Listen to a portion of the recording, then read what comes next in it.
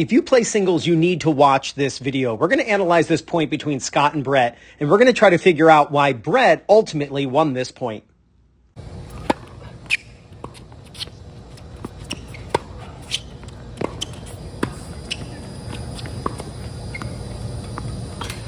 Now, first, this video is courtesy of Brett over at Tennis Tunes.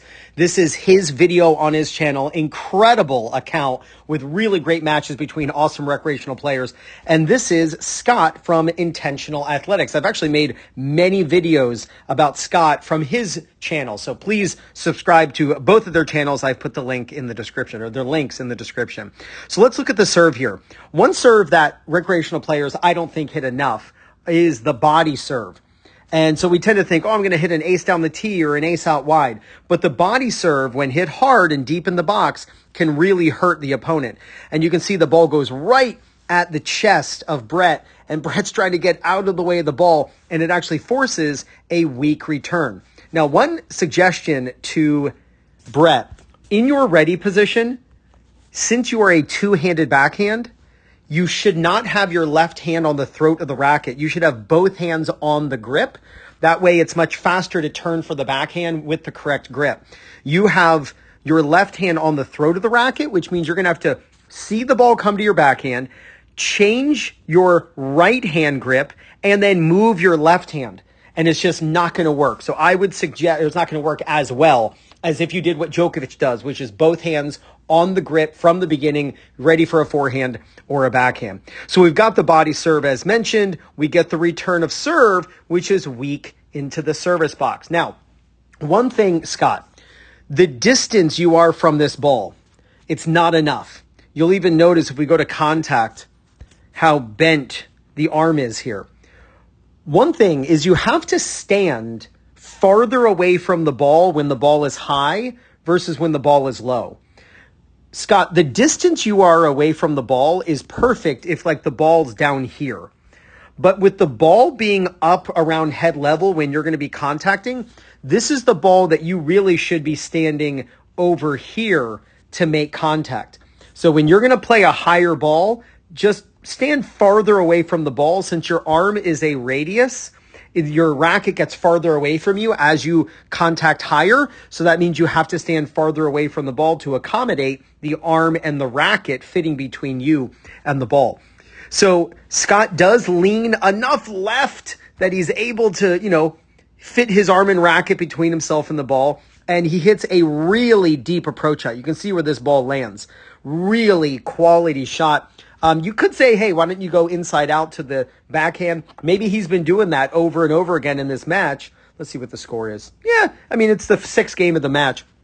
And so maybe a couple times he's gone this way and he just thought, you know what, I'm going to wrong foot him or just surprise him. So he ends up going back to the forehand side, but a really deep return. And that's an awesome shot.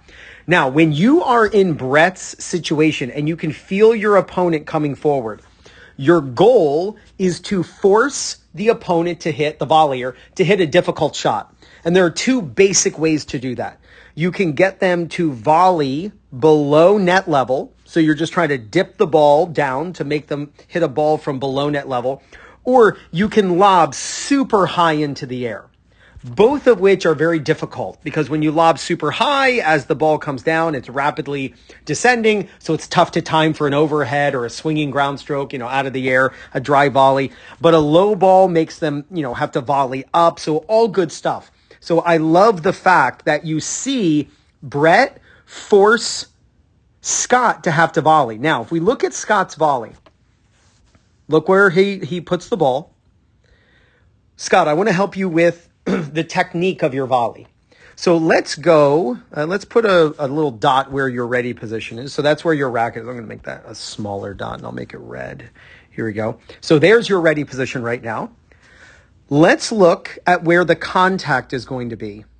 So the contact is right about there. So we'll put a little dot right there. I just want you to notice though, your racket to go from this dot to this dot follows this line.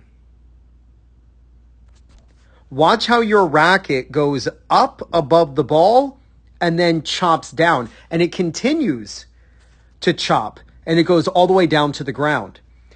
Scott, when you're going to hit a volley, it is in your best interest to move the racket immediately and in a direct line to where you're going to contact the ball. By setting the racket higher than the contact, you can see that the racket right now is higher than the contact. It forces you to chop down as you hit.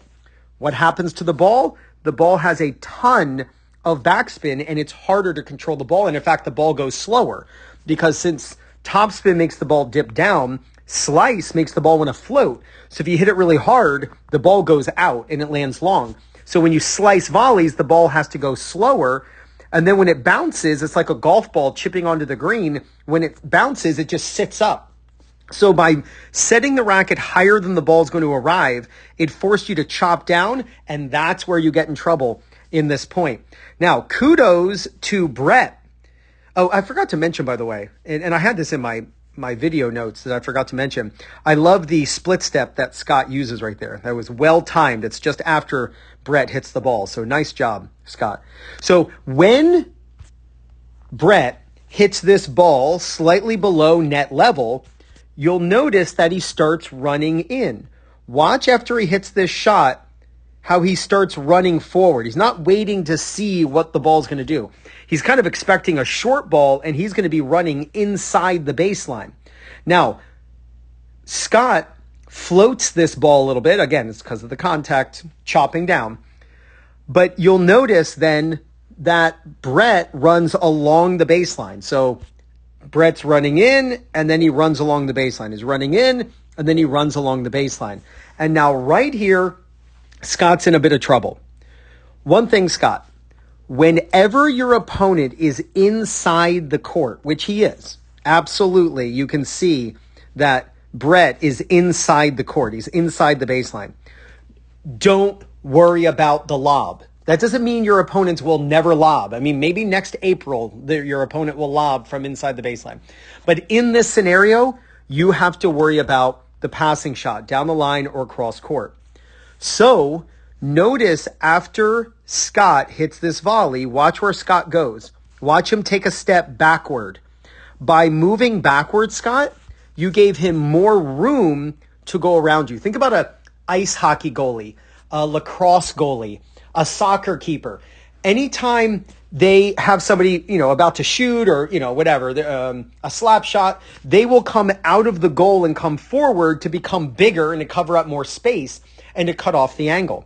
By you going backward in this scenario, you made it much easier for the passing shot to go by you. So after you hit this volley, if you can tell that you hit a really deep volley that moves your opponent back toward the back fence, then sure, you can hang around the service line because that's typically when people lob.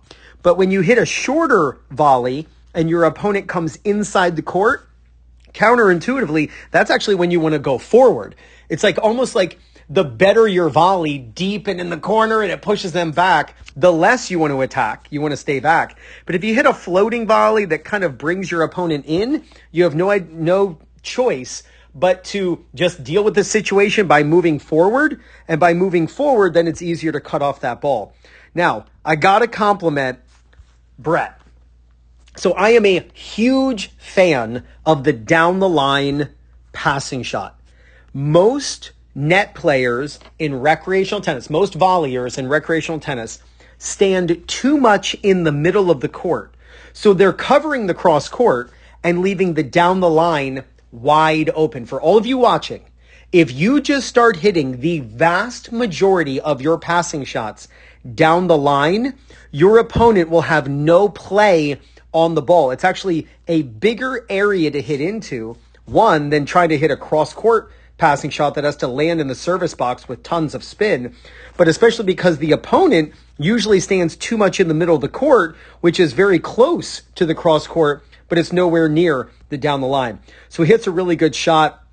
I have always been super impressed. Watch Scott, give him a clap with the racket. I've always been so impressed with Scott. Again, his channel is Intentional Athletics. I've made probably a dozen YouTube videos using his account. He is so polite and I've noticed his demeanor on the court. Great sportsmanship, incredible athlete. But this was just a really, really fun video to watch. So the links are in the description for both of these guys. Give them some love. Make sure you subscribe to them. They are great players, super fun to watch. And I hope you enjoyed this video.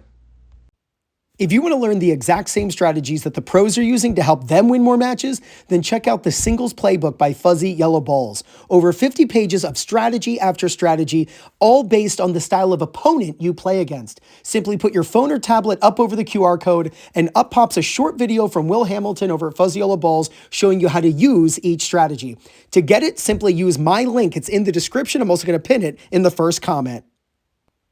So click right there to check out the Fuzzy Yellow Balls Singles Playbook so you can start winning more singles matches.